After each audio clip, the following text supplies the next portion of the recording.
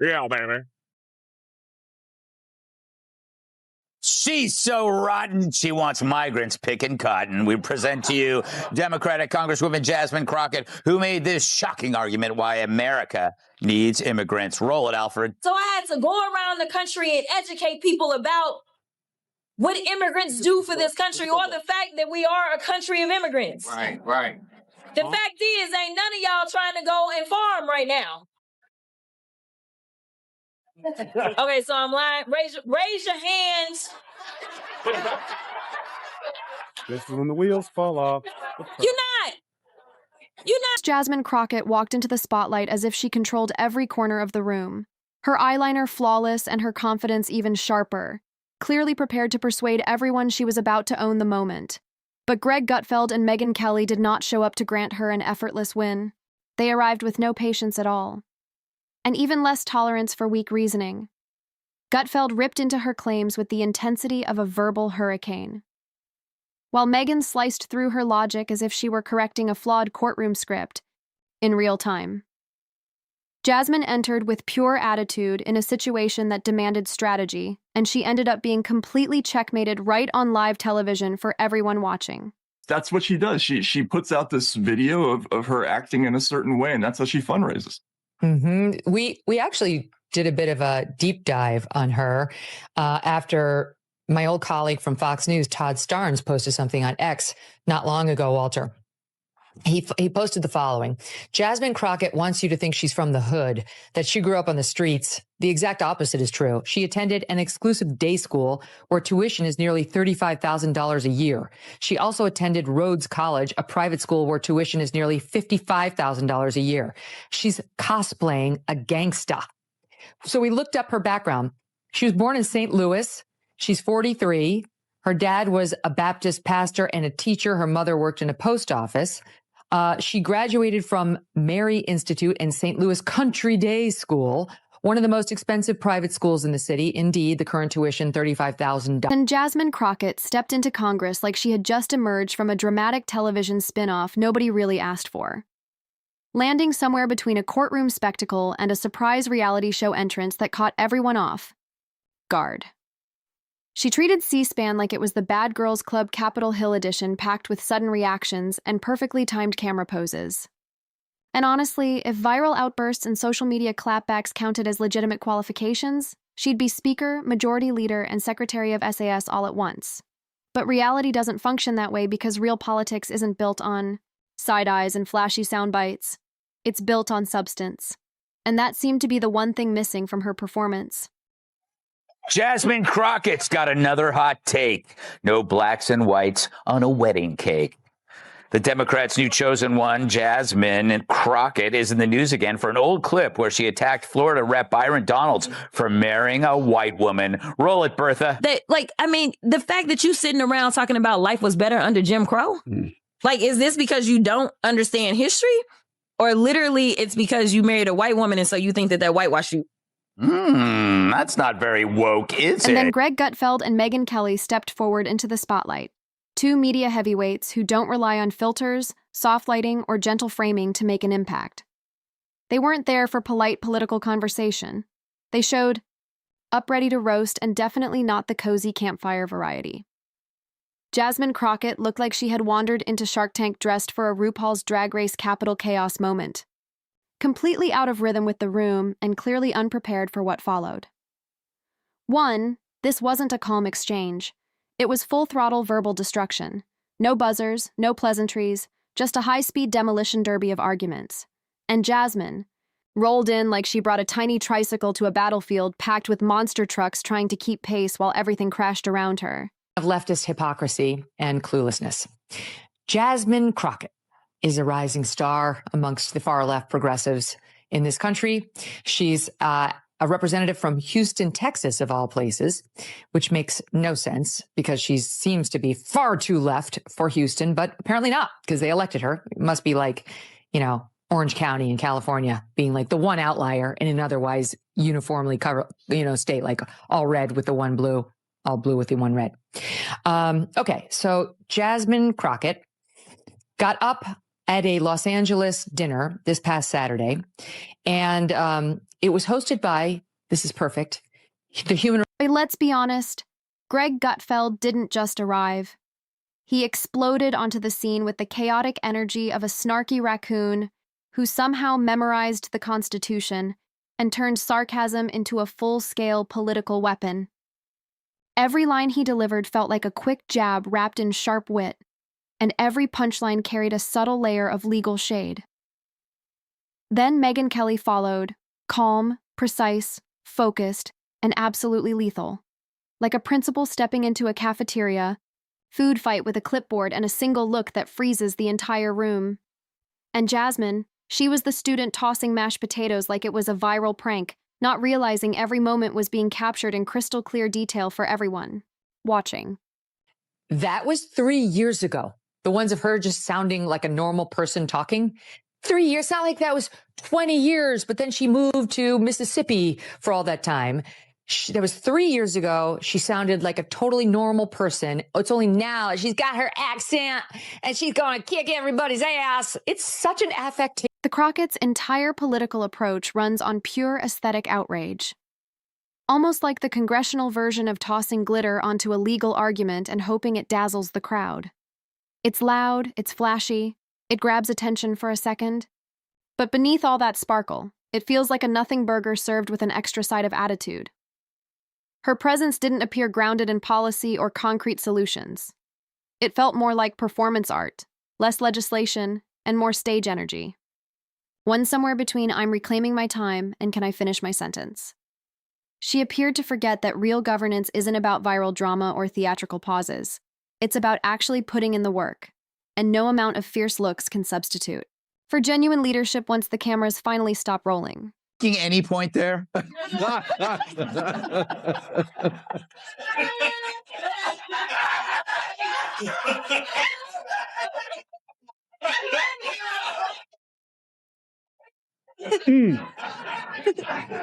Like this makes me wish my mom made different father choices. So Greg didn't even need to raise his voice. Just a handful of bone-dry, perfectly timed remarks. And Jasmine Crockett's entire argument unraveled faster than a bargain suit grabbed from a campaign clearance rack. He handled her talking points like expired coupons. Outdated, useless, and not valid in any serious conversation. And every time she geared up for what she clearly believed was a mic drop moment, Greg barely reacted. Not out of politeness, but pure disinterest. Boy, like he could finish a Sudoku mid-speech and still have time to roast her before she wrapped up. Then Megyn Kelly stepped forward with the kind of presence that straightens a room without a word. And while Jasmine carried herself like she was auditioning for a Congress version of Mean Girls, Megyn arrived armed with receipts, timelines and sharp facts delivered with calm precision. Watching her dismantle Jasmine's political persona felt like observing an auditor on a mission. Methodical, cold, and oddly satisfying. And since this wasn't even a formal debate with timers or podiums, she didn't pause. She broke down Crockett's record piece by piece, like a classroom dissection. And the hard truth was, there wasn't much to analyze because Jasmine's contribution read like a failed group project where she showed up late, added emojis to the slides, and still tried to claim full credit. So this is funny. Jasmine Crockett sits on the Judiciary Committee, and about a month ago, Walter, I testified. Yes, before we saw this. Yeah, and the hearings, the full committee hearings, are quite long. You can be there for over 4 hours. So, and they let the most junior members ask questions last. So I had to sit for quite a long time. And then at the very end, Jasmine Crockett, who I had never heard before, suddenly started screaming at me and Michael Schellenberger. And when you're a witness in Congress, you have to pay attention to what everybody says because you never know when you're going to be asked an actual question and allowed to, maybe even allowed to speak. But I could not understand what she was saying. She was moving from one thing to another, and she was doing all that code switching stuff with the y'alls and y'all eyeing on this. Gutfeld went straight for the uncomfortable reality. Jasmine Crockett doesn't seem to be in politics for policy. She appears to be in it for the performance, shaping her brand around curated outrage filled with finger snaps, eye rolls, and camera-ready theatrics designed to trend rather than inform. It's not that she lacks ability. It's that she leans into showmanship whenever the camera light turns on and the chance for a viral moment appears. She doesn't need a debate stage as much as she needs a reminder that Congress isn't an improv set with a glam team and a quota of catchy lines. And one moment said it all. Jasmine tried to deliver a dramatic line about fighting for the people, clearly expecting a reaction, but Gutfeld simply smirked and let the silence highlight the emptiness of the words. Megyn didn't react either, showing the calm confidence that comes from years of political storms, endless news cycles, and more televised clashes than most can count. Supporters may call Jasmine bold, and sure, if raising your voice counts as courage, then she checks the box. But volume isn't value, and drama isn't depth. While Crockett turned every appearance into a theatrical moment, Greg and Megyn delivered a clear lesson on how sharp commentary can expose weak arguments. Woman, I've had about enough of her. She wants to be like a member of the squad. She thinks of herself like an AOC. She talks like, she's from the hood. Meanwhile, she grew up in a nice family. She didn't talk like this 3 years ago. 3 years ago, she sounded like you and I sound in this conversation. Like, I'm really excited to be going to Congress. I can't wait to get started on my new job. And now she's like, we need to smack him in the head. We know that we work for the American people. And what we're not going to do is stand around while they pull this that they trying to pull right now. Like, what? What do you, we have videotape. Why are you talking like that? No one believes this. And now she's graduated to acting like a thug. So congratulations. Your term in the U.S. Congress is going really well. That was a great. She threw out buzzwords like confetti at a New Year's Eve celebration, hoping anything would land. But this wasn't a party. And Jasmine Crockett wasn't celebrating a win. She was the centerpiece of a political roast with the heat turned all the way up. Her entire defense leaned on eye rolls, so dramatic it was surprising they didn't come with a warning label. While Megyn Kelly stayed composed, precise, and locked in, referencing bills, voting records, and that one detail Crockett seemed to skip reality. This wasn't a debate. It felt like a complete beatdown. Jasmine brought energy while Greg and Megyn showed up with receipts, facts, and footnotes, exposing the wide gap between how she sees herself and how she actually performs. In her mind, she's delivering powerful speeches from a mountaintop, part revolution and part fearless resistance. But in real time, she barely rises above social media activism on trying to pass viral moments off as policy. After watching her political image get scorched, you think she might regroup or reflect, maybe even skim a civics guide. But instead, she doubled down like someone convinced the reverse card works in Congress. Skip, draw 4, roll your eyes, and hope nobody notices the lack of substance. But Greg and Megyn weren't playing. They were handing out reality checks. And Jasmine's bounced right back into the pile, marked not serious. Do you share your boxcar with people of color? I do. Yeah. My boxcar does not know race, does not know gender. It is a welcome space. Where only deodorant is not welcome. I like this Jasmine Crockett lady, right? It's a great name, isn't it, for a villain? Yeah. Crockett is the whitest last name you could ever have. Yeah. I want to throw that out there. Sonny Crockett, Miami Vice. Yes. It's like the whole thing is like, because I've seen her, she's very well spoken, and then she gets on certain programs and lets it. So maybe this whole thing is like a Netflix documentary, like a new spin on Dr. Jekyll and Mrs. Hyde. And here's the reality. It wasn't even personal because Gutfeld and Kelly weren't targeting Jasmine Crockett style. They were challenging the influencer-style activism that turns serious hearings into flashy clickbait moments. Buzz, it's the kind of spectacle where every stare becomes a meme and every line sounds like it belongs on a BuzzFeed list titled 29 times Jasmine Crockett eyeballed her way to justice. And if she spent even half the effort shaping real policy that she puts into perfecting her camera presence, she might actually produce something meaningful instead of proposals that read like extended social posts. When it comes to results, that rare thing leaders are supposed to deliver. Gutfeld calmly pointed out what others were too polite to say.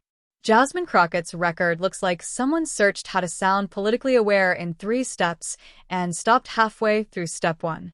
No major legislation, no standout achievements, just loud theatrics wrapped in a cloud of self-importance and curated outrage, where progress seems measured by retweets instead of real outcomes. Meanwhile, Megyn Kelly sliced through the performance with the precision of a blade through a sculpture. Smooth, controlled, and devastating, revealing that beneath all the noise, Crockett's career feels less about serving the public and more about building a personal brand, which looks more like public relations than governance. But she is going to be the gift that keeps on giving. Yeah. You are going to be so glad she pops up around on the scene. That's going to make up for the White House Correspondents' Dinner. We're going to get a segment a day. Have you ever watched someone mistake attention for real impact? That's Jasmine Crockett wrapped into one headline. A walking soundbite machine who treats every critique like a personal attack and every question like unfair pressure. Performing instead of delivering anything solid. I feel disrespected isn't legislation. And I feel attacked doesn't lower inflation, but it grabs headlines, fuels trends, and keeps the spotlight exactly where she wants it on her. But Gutfeld summed it up sharply. Crockett's political style is like microwaving a frozen dinner and calling it homemade comfort food. It's quick, it's loud, it smells like effort, but once you look closer, it lacks real substance. She builds her arguments like flat-pack furniture. Flashy at first glance, but shaky under pressure. The pattern stays the same. Raise the volume, gesture dramatically, then blame everything from the system to the atmosphere. And through all the emotional theatrics, she still frames herself as a modern-day freedom fighter. Something like Rosa Parks with Wi-Fi and a glam filter. Except Rosa Parks didn't document history in selfie mode. Megyn Kelly didn't need to go overboard. She simply revealed how thin the arguments were, letting them fall apart on their own, proving you can't fight for credibility with empty slogans and recycled hashtags. You can't demand trust while showcasing confusion like it's an accessory. And Crockett's points showed just how fragile her political footing really is. If you're going to talk about Black history, at least know it. This is, at least know it, okay?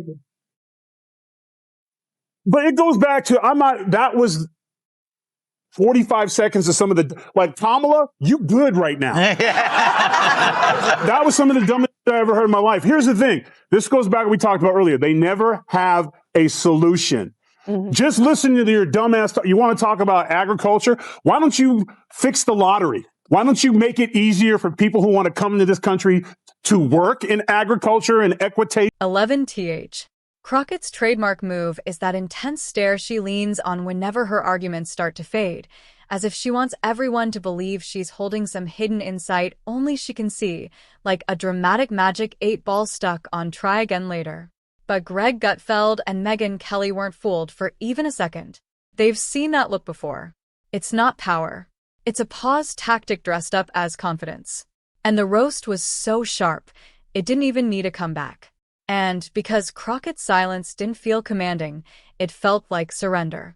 There's a very specific kind of public unraveling that happens when someone runs out of spin mid-thought and realizes the applause isn't coming. And that's exactly what played out. And this wasn't just a one-time stumble. It reflects her broader style, a performance-heavy approach that treats Congress like an open mic night where she assumes the spotlight is hers by default. Meanwhile, in the world where voters expect results instead of viral moments, Gutfeld and Kelly delivered the reality check she didn't expect, essentially asking whether style can really substitute for vision. Because instead of representing constituents, it feels like she's collecting followers. You might think after such a pointed takedown she'd reflect or pivot toward substance, but it's easy to imagine a response filled with emojis and dramatic captions rather than policy details. On the scale of the critique, felt almost theatrical. Gutfeld, with his calm, seen-it-all tone, peeled back the layers and highlighted the obvious. If your entire strategy is performative outrage, you're not shaping policy. You're reacting to headlines. And Kelly, who can command a room with a glance, didn't just challenge the argument. She examined the core of it, delivering a critique so precise it felt like a masterclass in sharp commentary. It perfectly showed the contrast between preparation and theatrics. Crockett came ready for a verbal scuffle when she needed a chessboard strategy. And the twist is she still seemed convinced she came out ahead. Like a contestant finishing last yet claiming a brilliant game, when in reality the game was playing.